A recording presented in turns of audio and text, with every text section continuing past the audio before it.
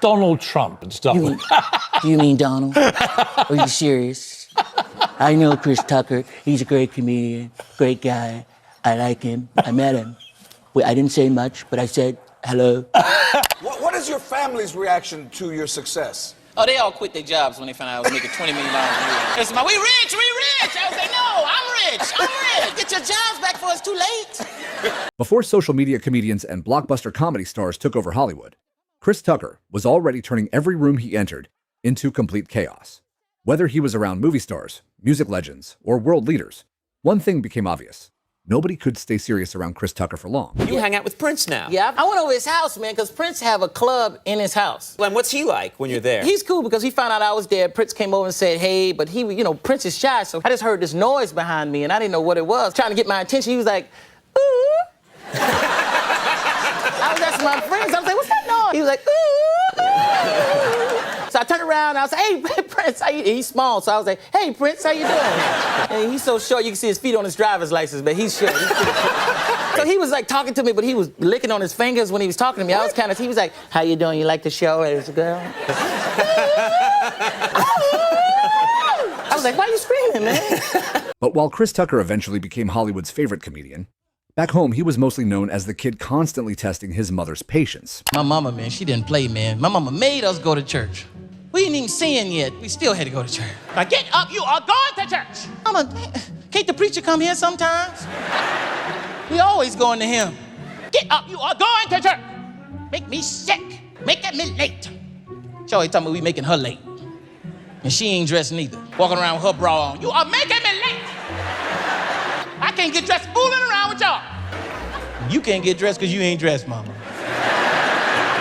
But after getting dragged to church week after week, Chris Tucker somehow decided a quiet church packed with people was the perfect place to test his mother's patience. Chris, shut up. Shut up, boy. You hear me? Shut up. And I knew she couldn't get up and move because it was in the middle of the church. So I said, Mama, you shut up, Mama. Oh, you done lost your mind, Chris. Now I said, shut up, boy. Mama, I said, shut up, lady. You wait till after church. You wait till after church, Chris. Now, Mama, you wait till after church, Mama. You hear me? You wait till after church, Mama. Oh, you done went crazy, boy. You wait, Mama, you wait. My mama so mad at me, they thought she was shouting. She mad at me. Oh, Lord, I'm gonna get him, Lord, I'm gonna get him. But out of all the celebrities Chris Tucker spent time with, nobody created more unforgettable moments than Michael Jackson. We went to a mall. We was out. Michael wanted to go to the record store or something. And let's go. And it was only thing was in the car was a Spider-Man mask. So Michael said, I'll put this on. We'll go in and we get. I said, Michael, you can't do that. Spider-Man ain't gonna just be walking through the mall. Ain't nobody they gonna know it's you, Michael. He's like, no, it won't. Chris, it'll work. It'll work. We go in the mall and he was getting away with it until people figured it out because I was with him and he was like, Chris, that Michael Jackson, that Spider-Man mask. No, that's Spider-Man. That's Michael Jackson. Do you ever go in public anywhere with Michael Jackson? Because what's that like? And we go to the movies. Both of us like going to the movies. So we go to the movies, but it's hard because Michael got to sneak in the movie before it starts. Michael come in there like with a ninja suit on. He's hiding and all black. All of a sudden, I'm sitting there, well, where's Michael? And then I turn around, he's like, hey, Chris. I'm like, oh, man. How long you been here? About 5 minutes. And then all of a sudden, we watching the movie. He's the loudest person in there. He's watching the movie like, hee, hee. I say, Michael, would you shut up before people see you?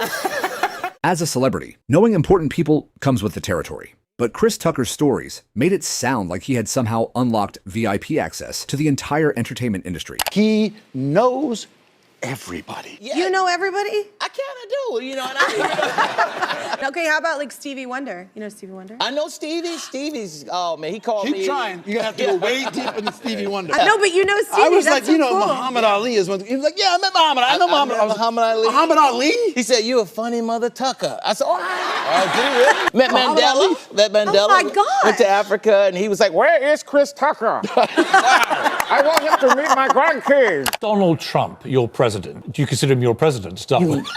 You mean Donald? Are you serious? Believe me. I know Chris Tucker. He's a great comedian, great guy. I like him. It's true. I do like him. I met him. I didn't say much, but I said hello. Believe me.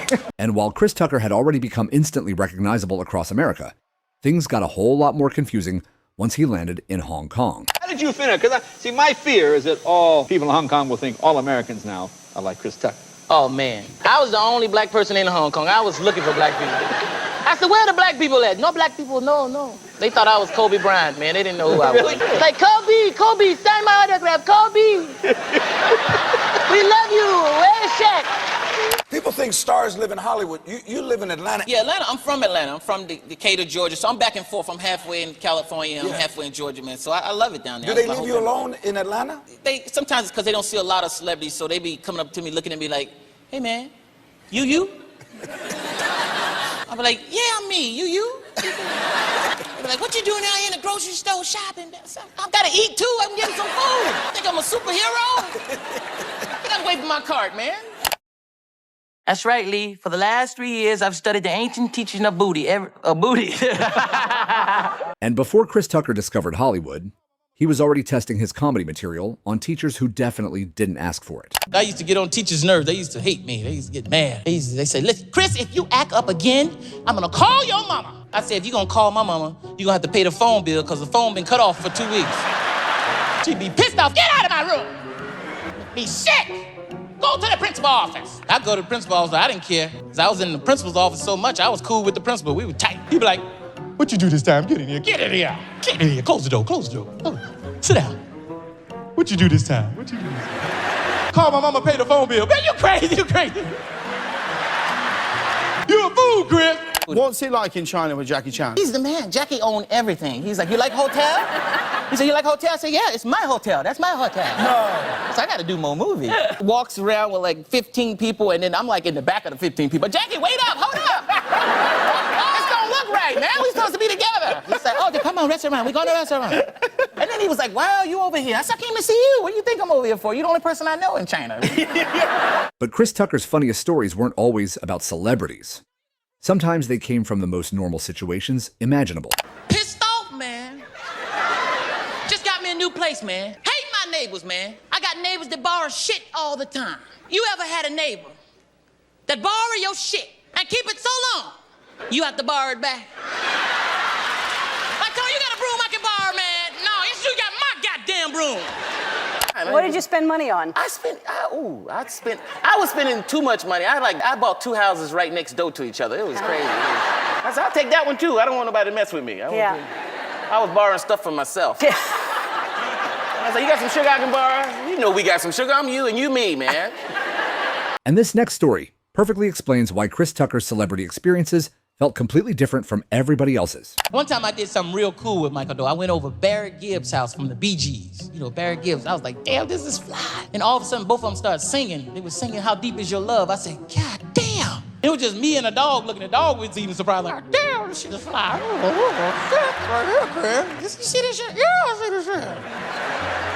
So they started singing. Michael started singing first, but he was like, how deep is your love? How deep is your love? I really need to know. And Barrett came in, I believe in you. And I got caught up and came in, come to you on a summer breeze. And you know I deserve, and you know it. And Michael was like, Chris, no.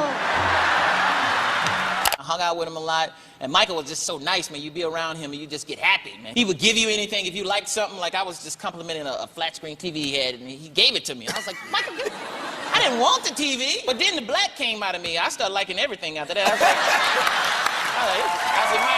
said, Michael, I like that Rolls Royce. That's a bad Rolls Royce. Not the old one, the new Rolls Royce, right there. He was like, you like it, Chris? I said, yeah, I like it. He said, you sure you like it? I said, yeah, I like it.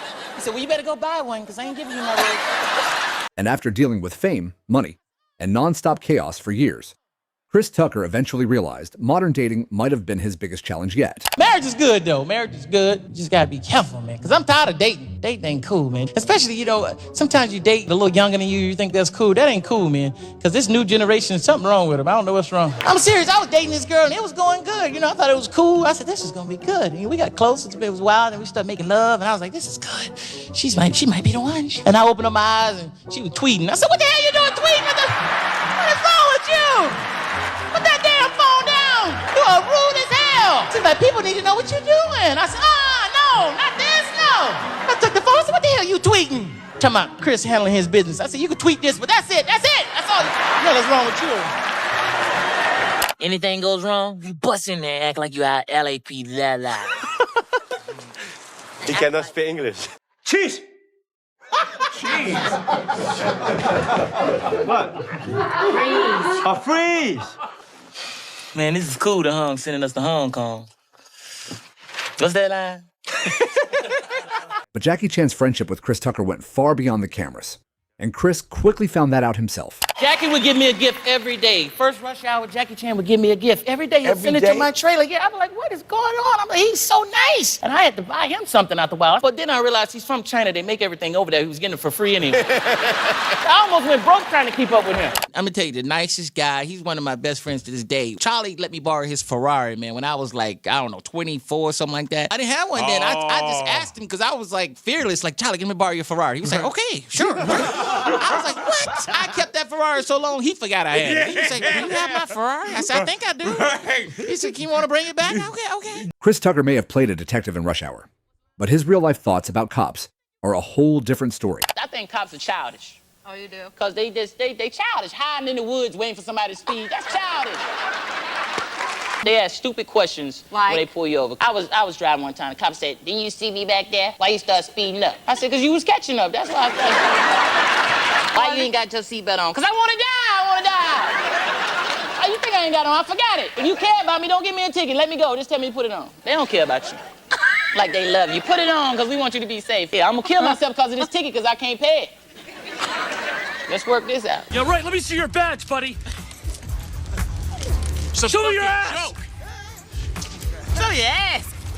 Y'all some gay ass cops. Motherfucking mama calling me for Christmas, wanting a Christmas gift and shit.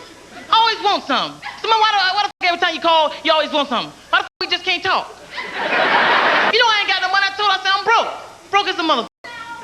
I'm so broke, if a nigga rob me, he'll just be practicing.